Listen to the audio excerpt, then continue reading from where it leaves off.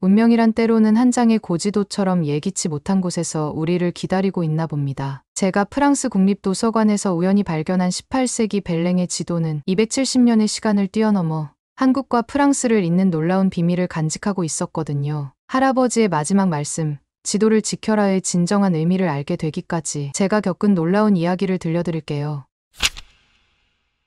안녕하세요. 제 이름은 소코리나 르메르랍니다. 프랑스 국립도서관 고문서 보건팀의 최연소 팀장이면서 파리 소르본 대학 고문서학 박사이기도 하죠. 러시아인 어머니 덕분에 받은 이 독특한 이름처럼 제 삶도 늘 조금은 특별했답니다. 외교관이었던 부모님을 따라 세계 곳곳을 다니며 자란 저는 어린 시절부터 다양한 언어와 문화를 접했답니다. 프랑스인 아버지와 러시아인 어머니 사이에서 태어난 저는 자연스럽게 5개의 언어를 익혔죠. 하지만 제 인생에 가장 큰 영향을 미친 건 파리의 16구에 있는 할아버지의 서재였어요. 부모님이 세계를 돌아다니는 동안 저는 할아버지와 함께 지내며 그분의 열정을 배웠답니다. 프랑스 왕실 수로학자 자크 니콜라 벨랭의 7대 손인 할아버지는 동아시아 역사 연구에 평생을 바치신 분이셨거든요. 할아버지의 서재에서 보낸 시간들이 제가 고문서 연구의 길을 걷게 된 이유죠. 28살의 나이로 프랑스 국립도서관 고문서 보건팀의 최연소 팀장이 되었을 때 할아버지는 누구보다 기뻐하셨어요. 파리 소르본 대학에서 고문서학 박사 학위를 받은 것보다 더 자랑스러워하셨다니까요. 그날도 여느 때처럼 프랑스 국립도서관 2층 보건실에서 작업 중이었어요. 2024년 10월 초 생강변의 쌀쌀한 가을비가 17세기 석조 건물의 창가를 두드리고 있었죠. 첨단 보존 시설이 갖춰진 이곳에서 벨랭의 고지도 복원에 몰두하고 있을 때였답니다. 특별한 UV 조명 아래서 미세한 붓질 하나하나를 살피며 작업하던 중 지도의 오른쪽 상단에서 무언가 특별한 것을 발견했어요. 희미하게 남은 잉크 자국을 확대경으로 들여다보니 메아디 코리아는 글씨가 선명해졌죠. 분명 한국해를 의미하는 표기였어요. 호기심에 이끌려 더 자세히 살펴보니 지도 여백에 숨겨진 듯한 작은 메모들이 보이기 시작했답니다. 마치 누군가 의도적으로 숨겨둔 것 같은 메시지들이었어요. 그때만 해도 이 우연한 발견이 제 인생을 완전히 바꿔놓을 거라곤 상상도 못했답니다. 할아버지께서 그토록 동아시아 해역 연구에 매진하셨던 이유를 알게 될 줄은요. 저는 발견한 메모들을 자세히 들여다보며 할아버지의 연구 자료들을 떠올리고 있었어요. 그때 무거운 청동 손잡이가 돌아가는 소리와 함께 보건실의 오크 문이 열렸답니다. 평소 18세기 프랑스 귀족처럼 우아한 걸음걸이로 다니시던 뒤플레시스 관장님의 발걸음이 유난히 빨랐어요. 늘 완벽하게 다림질된 정장 재킷의 주름이 살짝 흐트러져 있었고 은색태 안경 너머로 보이는 눈빛이 심상치 않았죠. 관장님께서 저와 잠시 이야기를 나누고 싶다고 하셨는데 그분의 목소리에 평소의 부드러운 억양이 사라지고 날카로운 긴장감이 실려 있었어요. 저는 천천히 고개를 끄덕이며 라텍스 작업용 장갑을 벗었답니다. 장갑을 벗는 동안에도 관장님의 시선은 제가 작업하던 지도에 고정되어 있었죠. 창밖으로는 생강이 잿빛 하늘을 반영하며 굽이쳐 흐르고 있었어요. 평소라면 관광객들의 웃음소리와 유람선의 백고동 소리가 들렸을 텐데 이상하게도 그날은 주변이 무척 조용했답니다. 마치 무언가 일이 일어날 것을 예감이라도 하는 것처럼요. 저는 방금 발견한 내용을 설명하기 위해 자리에서 일어났어요. 이 지도가 단순한 고지도가 아니라 18세기 동아시아 해역의 진실을 담고 있다고 조심스레 말씀드렸더니 관장님은 무거운 발걸음으로 창가로 다가가셨어요. 그분의 등 뒤로 보이는 하늘은 점점 더 어두워지고 있었죠. 창밖의 비는 더욱 거세게 내리기 시작했고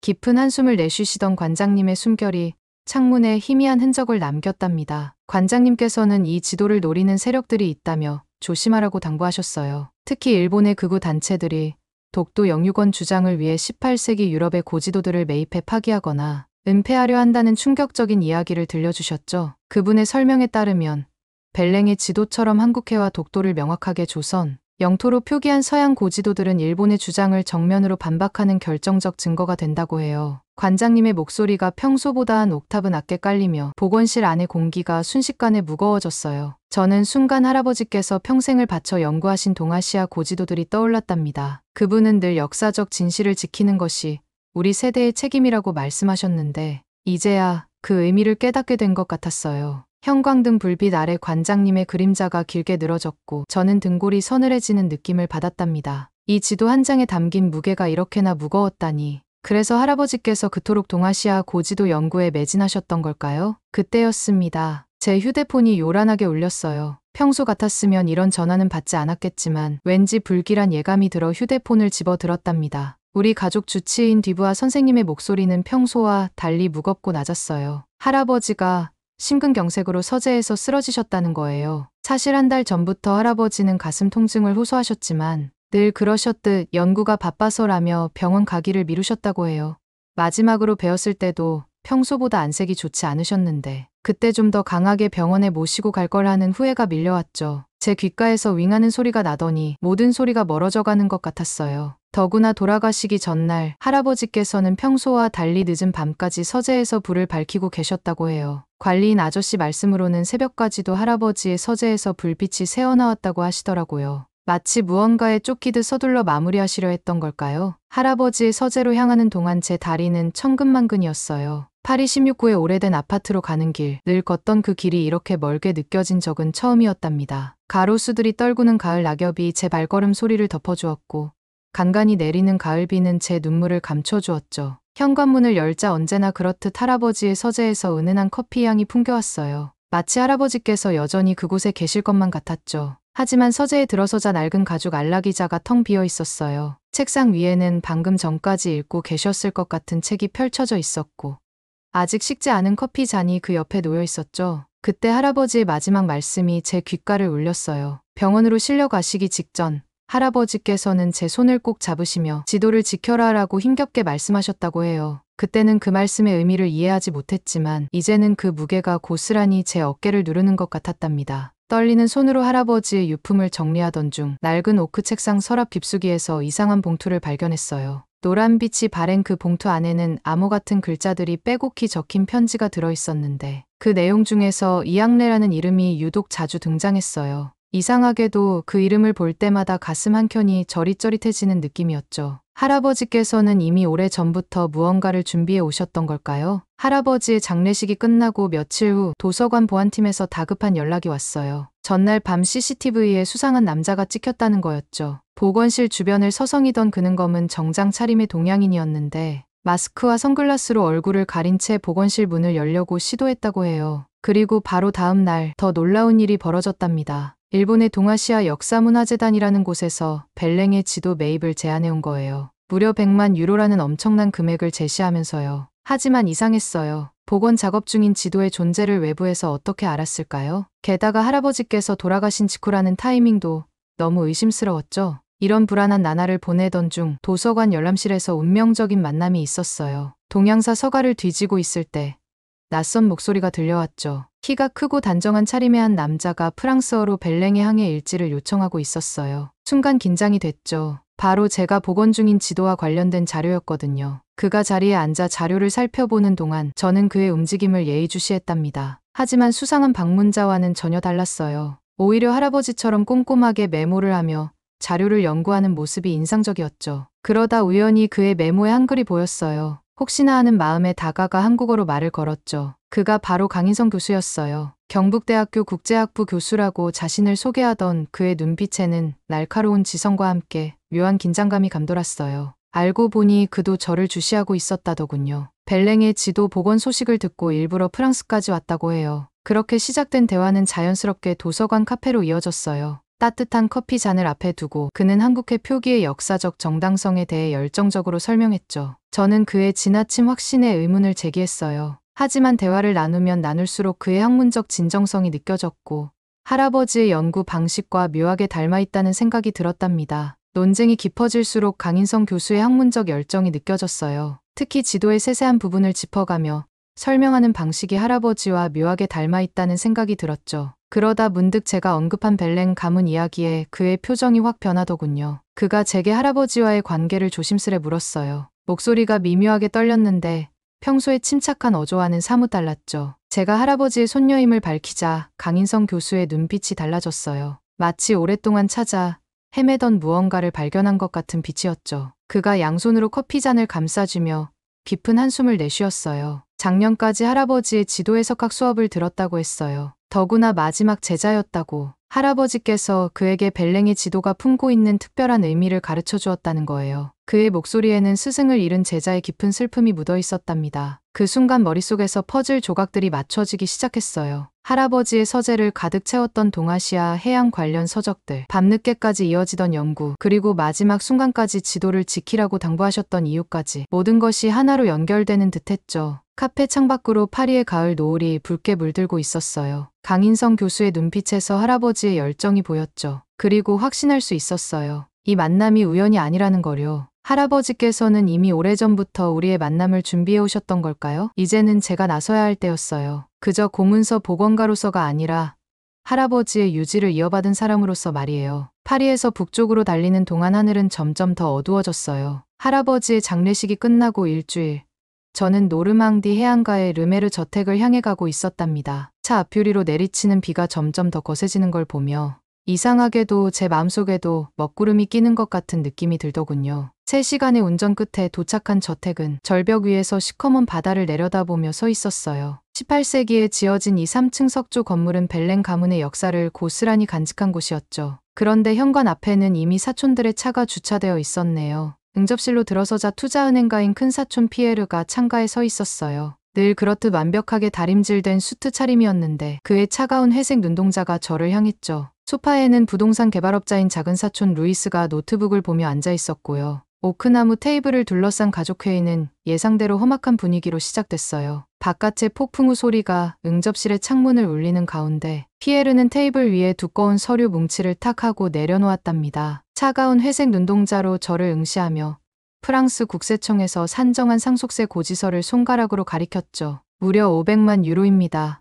소콜이나 할아버지의 소장품과 부동산을 모두 합친 금액이에요. 피에르의 목소리에는 감정이라곤 찾아볼 수 없었어요. 그의 완벽하게 다림질된 수트 소매 사이로 까르띠에 시계가 차갑게 빛났죠. 루이스는 소파에 비스듬히 기대 앉아 호탕하게 웃으며 형의 말에 동조했는데 그 웃음소리가 웬일인지 제 귓가를 긁는 것만 같았어요. 저는 떨리는 목소리로 시간을 요청했답니다. 할아버지의 평생 연구가 담긴 자료들을, 그분의 학문적 유산을 정리할 시간이 필요했거든요. 그때였어요. 마치 제 말에 반응하기라도 하듯 천둥이 울렸고 순간 저택의 모든 전기가 나가버렸죠. 캄캄한 어둠 속에서 사촌들의 숨소리만이 들렸어요. 창밖으로 비치는 번개 불빛에 피에르의 차가운 눈동자가 순간적으로 번쩍였고 루이스는 혀를 차며 휴대폰 불빛을 켰죠. 이상하게도 등줄기가 서늘해지는 것을 느꼈답니다. 마치 할아버지께서 저택 어딘가에서 우리를 지켜보고 계신 것만 같았어요. 손전등을 들고 도서관으로 향했을 때 할아버지의 오래된 책상이 번개 불빛에 드러났어요. 떨리는 손으로 책상 서랍을 열어보니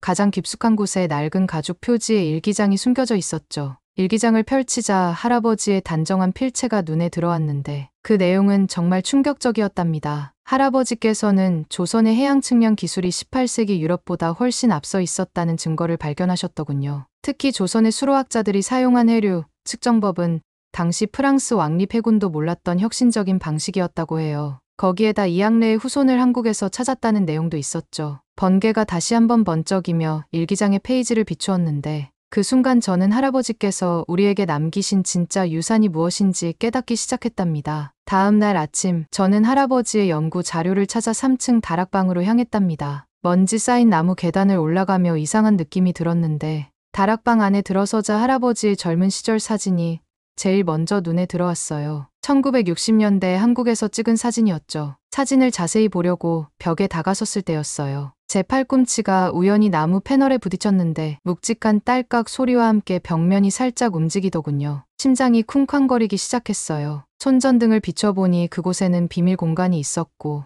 오래된 가죽 서류 가방과 문서들이 가지런히 정리되어 있었답니다. 그때였어요. 아래층에서 들려오는 피에르의 목소리가 들렸죠. 프랑스어가 아닌 일본어로 통화하고 있었는데 도쿄 역사문화재단이라는 단어가 귀에 들어왔어요. 이어서 루이스의 중국어 통화 소리도 500만 유로보다 훨씬 큰 금액이 오갔죠. 그날 밤 폭풍우가 절정에 달했을 때 뜻밖의 손님이 찾아왔어요. 강인성 교수였죠. 그의 옷자락에서는 빗물이 뚝뚝 떨어지고 있었어요. 할아버지께서 마지막으로 찾으신 것이 한국의 역사적 진실이었다고, 특히 벨랭의 지도가 증명하는 독도와 동해의 진실이라고 말해주었어요. 그리고 더 놀라운 사실은 할아버지께서 이미 핵심 문서들을 한국의 국립박물관에 비밀리에 기증하셨다는 거였죠. 다시 다락방으로 돌아와 이중 벽 속의 문서들을 자세히 살펴보았어요. 그리고 마침내 찾았답니다. 할아버지의 마지막 연구 기록을. 그것은 단순한 연구 노트가 아니었어요. 우리 가문이 7대에 걸쳐 지켜온 사명이 적혀 있었죠. 벨렌 가문은 단순한 지도 제작자가 아닌 역사적 진실을 지키는 수호자였던 거예요. 창밖으로는 폭풍우가 더욱 거세게 몰아쳤고 검은 파도가 절벽을 때리는 소리가 들려왔어요. 저는 할아버지의 사진을 다시 한번 바라보았죠. 그의 눈빛에서 읽었던 그 진실에 대한 열정이 이제는 제 안에서도 타오르기 시작했답니다. 선택의 순간이 왔어요. 이 저택을 지키는 것이 과연 할아버지의 진정한 유산을 지키는 것일까요? 아니면 그분이 평생을 바쳐 찾으신 진실을 세상에 알리는 것이 진정한 유산을 지키는 길일까요? 그날 밤 저는 강인성 교수와 긴 통화를 했어요. 할아버지의 연구를 완성하기 위해서는 직접 한국으로 가야 한다고 했죠. 특히 독도체험관에 할아버지께서 남기신 중요한 단서가 있다는 말에 가슴이 뛰었답니다. 파리에서 발견한 비밀 문서들과 이앙레 관련 기록들을 들고 저는 다음 날 바로 한국행 비행기에 올랐어요. 피에르와 루이스의 매각 압박이 심해지는 상황에서 위험한 선택이었지만 제 직감은 이것이 할아버지께서 원하시는 길이라고 말해주고 있었죠. 13시간의 비행 후 인천국제공항에 첫 발을 내딛는 순간 제 눈앞에 펼쳐진 광경의 말을 잃고 말았어요. 천장 높이 설치된 초대형 디지털 아트월에서는 한국의 전통 문양이 현대적 감각으로 재해석되어 흐르고 있었고 로봇 안내원이 자연스럽게 승객들을 안내하고 있었답니다. 프랑스의 자존심이라 할 수 있는 샤를드골 공항과는 비교도 안 될 만큼 미래지향적인 시설이었죠. 자동화된 입국 심사대를 지나 공항철도에 올랐는데 이건 마치 SF 영화의 한 장면 같았어요. 창밖으로 펼쳐지는 도시 풍경은 제가 알던 아시아의 모습과는 전혀 달랐죠. 88층 롯데월드타워가 구름을 뚫고 솟아있는가 하면 한강변을 따라 늘어선 마철루들이 미래도시를 연상시켰어요. 그런데 신기하게도 그 사이사이로 경복궁과 남산한옥마을 같은 전통 건축물이 자연스럽게 조화를 이루고 있었답니다. 파리의 에펠탑과 역사적 건물들이 어우러진 모습과는 또 다른 매력이 느껴졌죠. 서울역에 도착하자 강인성 교수가 저를 기다리고 있었어요. 파리에서 만났을 때는 몰랐는데 한국에서 만난 그는 또 다른 모습이었답니다. 184cm의 훤칠한 키에 맞춤 제작한 듯한 네이비 수트가 잘 어울렸고 도시적이면서도 지적인 분위기가 한층 돋보였죠. 검은 뿔테 안경 너머로 빛나는 그의 눈빛에서 학자로서의 진중함이 느껴졌어요. 가을 하늘은 마치 크리스탈처럼 맑고 투명했는데 남산의 단풍이 마치 붉은 비단을 펼쳐놓은 것처럼 아름다웠답니다. 쌀쌀한 바람이 불 때마다 은행나무 잎들이 황금빛 눈처럼 흩날렸죠. 독도 체험관으로 들어서는 순간 저는 또 한 번 한국의 기술력에 놀라고 말았어요. 입구에 설치된 초대형 투명 LED 스크린과 홀로그램이 결합된 전시는 그야말로 압권이었죠. 마치 실제 독도가 눈앞에 떠 있는 것 같았는데 프랑스 루브르 박물관의 최신 전시 기술보다도 몇 년은 앞선 수준이더군요. 홀로그램 속 독도는 사계절에 따라 모습을 바꾸었고 심지어 날씨와 조석 현상까지 실시간으로 반영되고 있었답니다. 그때였습니다. 저와 강인성 교수가 독도 체험관의 역사에 발자취 전시실을 걷고 있을 때였어요. 맞은편 벽면 가득 걸린 사진들 사이에서 문득 낯익은 모습이 눈에 들어왔답니다. 할아버지께서 고개를 숙이고 무언가를 열심히 들여다보고 계셨는데 그 옆에 중년 남성도 같은 자세로 무언가를 가리키며 이야기를 나누고 계시더군요. 제가 사진에 대해 말을 걸려던 찰나 강인성 교수의 표정이 변했어요. 마침 김현수 수석학예관이 지나가고 계셨던 거죠. 단정한 회색 정장 차림의 중년 신사였는데 놀랍게도 그는 바로 20년 전 사진 속의 그 남성이었답니다. 세월의 흔적이 느껴졌지만 그 진중한 눈빛만큼은 사진 속 그대로였어요. 김현수 수석학예관은 저희를 특별수장고로 안내하셨어요. 그곳에서 할아버지께서 마지막으로 한국을 방문하셨을 때 기증하신 자료들을 보관하고 계셨더군요. 특별수장고 안의 온도와 습도 조절된 보관함에서 조심스럽게 꺼내신 봉투에는 낡은 한지에 쓰인 편지가 들어있었어요. 편지를 펼쳐보니 믿기 힘든 내용이 적혀 있었답니다. 이앙래는 단순한 조선의 표류민이 아니었다는 거예요. 그는 조선 수로학의 대가이자 숙종의 명을 받아 비밀리에 해로를 조사하던 관리였다는 충격적인 사실이 밝혀진 거죠. 이 사실을 확인하기 위해 우리는 경상도 울진으로 향했어요. 푸른 동해가 내려다 보이는 한적한 어촌마을, 이앙래의 후손들이 아직도 그곳에 살고 계시다는 소식을 들었거든요. 300년 가까이 가문의 비밀을 간직해온 그곳에서 우리는 또 한 번 놀라운 발견을 하게 됐답니다. 오래된 고가의 장지문 틈에서 발견한 문서들은 그동안의 모든 의문을 풀어주는 열쇠였어요. 조선 수로학자들이 그린 해류 지도는 놀라울 정도로 정교했는데 현대 과학기술로 측정한 해류의 흐름과 거의 일치했거든요. 이런 정확도는 당시 유럽의 어떤 해류 지도에서도 찾아볼 수 없는 수준이었답니다. 울진에서의 발견 이후 우리의 연구는 예상치 못한 방해에 부딪히기 시작했어요. 먼저 제가 발표할 예정이던 프랑스 해양역사학회 세미나가 갑자기 무기한 연기되었죠. 주최 측은 기술적인 문제라고 했지만 불가피한 사정이라는 말 뒤에 일본 극우 재단의 압박이 있었다는 걸 나중에 알게 됐답니다. 또한 연구 자료를 담은 제 이메일 계정에 누군가 해킹을 시도한 흔적도 발견됐어요. 연구실의 동료가 보안 전문가와 함께 조사해보니 일본 IP에서 계속해서 접근을 시도했다는 기록이 남아있더군요. 게다가 벨랭의 지도 연구에 관심을 보이는 정체불명의 일본 언론사 기자들의 집요한 취재 요청도 이어졌고요. 결정적이었던 건 독도 체험관에 전시될 우리의 연구 결과 프레젠테이션 자료가 어떻게 유출되었는지 일본의 한 우익 성향 언론사 웹사이트에 왜곡되어 실렸다는 거예요. 강인성 교수는 이런 조직적인 방해가 예상했던 일이라며 오히려 우리가 올바른 방향으로 가고 있다는 증거라고 말해주었답니다. 이런 일련의 사건들이 오히려 저희의 결심을 더 굳게 만들었어요. 다음 날 아침, 저희는 독도행 헬기에 올랐죠. 울릉도 대합실에서 이륙 허가를 기다리는 동안 강인성 교수는 할아버지께서 마지막으로 독도를 방문하셨을 때의 이야기를 들려주었어요. 그때도 비슷한 방해가 있었지만 할아버지는 끝내 진실을 찾아내셨다고 하더군요. 거친 날씨에도 불구하고 울릉도에서 독도까지의 헬기 비행은 무사히 끝났어요. 독도 동도 헬기장에 착륙하자마자 저를 반긴 건 예상보다 훨씬 거센 바닷바람이었답니다. 잠시 휘청거리는 제 팔을 강인성 교수가 얼른 부축해 주었죠. 독도관리사무소에서 간단한 안내를 받은 후 저희는 등대로 향했어요. 독도의 불빛을 30년 넘게 지켜온 박상길 등대장님이 저희를 기다리고 계셨거든요. 강인성 교수의 설명으로는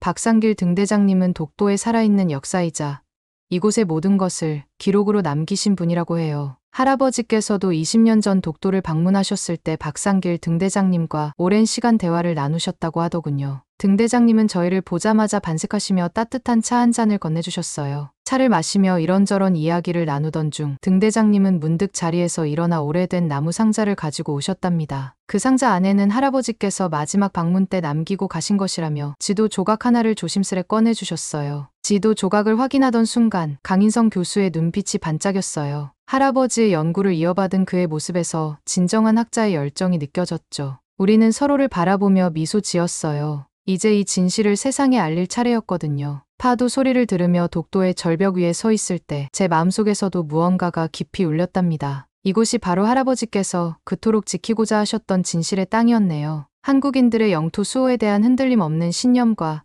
자부심을 이해하게 된 순간이었어요. 서울로 돌아오는 비행기 안에서 이 모든 것을 정리하면서 제 인생이 완전히 바뀌었다는 걸 깨달았답니다. 이제 저는 단순한 고문서 복원가가 아닌 역사적 진실을 지켜내는 증인이 된 거예요. 그리고 마침내 그날이 왔어요. 독도에서의 발견을 안고 파리로 돌아온 첫날, 하늘에서는 첫눈이 내리고 있었죠. 강인성 교수가 급히 연락을 해왔는데 이양래의 후손이 저희를 기다리고 있다는 거예요. 그것도 프랑스 해군성 문서보관소에서요. 알고 보니 이진철 선생님은 이양래의 11대 손으로 부경대학교 해양학과 명예교수셨답니다. 한국의 해류 연구 권위자이신 그분이 직접 파리까지 오셨다는 사실에 가슴이 떨렸어요. 프랑스 해군성 문서보관소는 파리 7구에 있는 웅장한 석조 건물이에요. 18세기 해군 기록이 보관된 지하 서고로 향하는 동안 생강변의 하얀 눈은 마치 새로운 시작을 알리는 것처럼 보였답니다. 수백 년 된 나무 서가들 사이로 역사의 무게가 느껴지는 이곳에서 저희는 놀라운 비밀을 마주하게 됐어요. 이진철 선생님은 270년 동안 가문이 보관해온 비밀 문서를 조심스레 펼치셨어요. 누렇게 바랜 한지에는 놀라운 사실이 기록되어 있었죠. 조선의 해류 관측 기술이 프랑스보다 50년이나 앞서 있었다는 증거였고 이양래가 단순한 표류민이 아닌 조선의 비밀 해로조 사단원이었음을 입증하는 문서였답니다. 문서를 살펴보던 강인성 교수의 표정이 순간 굳어졌어요. 그의 손가락이 가리킨 부분에는 조선의 전통적인 해류 측정 방식이 놀라울 정도로 상세하게 기록되어 있었거든요. 조류목이라 불리는 특수 제작된 나무 부표로 해류의 속도를 측정하고 물의 맛을 봐서 염도를 확인하며 바닷물 색의 미세한 변화까지 기록하는 방식이었죠. 특히 음력 날짜에 따른 조수 간만의 변화를 예측하는 수식까지 있었는데 이런 과학적 접근법은 당시 유럽 해군도 알지 못했던 혁신적인 방법이었답니다. 이진철 선생님은 문서를 넘기다 말고 잠시 말을 멈추셨어요. 깊은 한숨과 함께 창밖으로 시선을 돌리시더니 마치 오랜 세월의 무게를 한 번에 내려놓는 듯한 표정을 지으셨죠. 11대에 걸쳐 가문이 지켜온 이 비밀을 마침내 세상에 알릴 때가 왔다는 안도감과 책임감이 그분의 눈빛에 어려 있었어요. 눈가에 맺힌 이슬 같은 눈물을 보며 저는 할아버지께서 왜 그토록 이양래의 후손을 찾아 헤매셨는지 또 왜 이 연구에 평생을 바치셨는지 깊이 이해할 수 있었답니다. 다음 며칠간 강인성 교수와 저는 프랑스 해군성의 지하 서고에서 밤을 지새웠어요. 이앙레가 남긴 기록과 벨랭의 문서들을 하나하나 대조하면서 놀라운 사실들이 연이어 드러났답니다. 벨랭은 이앙레를 통해 조선의 앞선 해류 관측 기술을 배웠고 이를 프랑스 해군의 항로 개발에 비밀리에 활용했다는 증거를 발견한 거예요. 결정적인 발견은 벨랭이 루이 15세에게 제출한 비밀 보고서였어요. 보고서에는 조선의 해류 관측술은 우리의 이해를 넘어서는 수준이라는 놀라운 평가가 적혀 있었죠. 특히 동해 해류에 대한 조선의 연구 성과를 상세히 기록하면서 프랑스 해군이 이를 연구해야 한다고 강조한 부분도 있었답니다. 그러던 어느 날 저녁, 피에로와 루이스가 갑자기 문서보관소를 찾아왔어요. 평소와 달리 두 사람의 표정이 무거웠죠. 사촌들은 충격적인 고백을 했는데 할아버지께서 유언을 통해 그들에게 특별한 임무를 맡기셨다는 거예요. 피에르는 일본 극우단체의 접촉을 의도적으로 유도해 그들의 존재를 드러내게 만드는 역할을 맡았고, 루이스는 중국 재벌들과 접촉하면서 그들의 매수 시도를 기록으로 남기는 임무를 수행했다고 해요.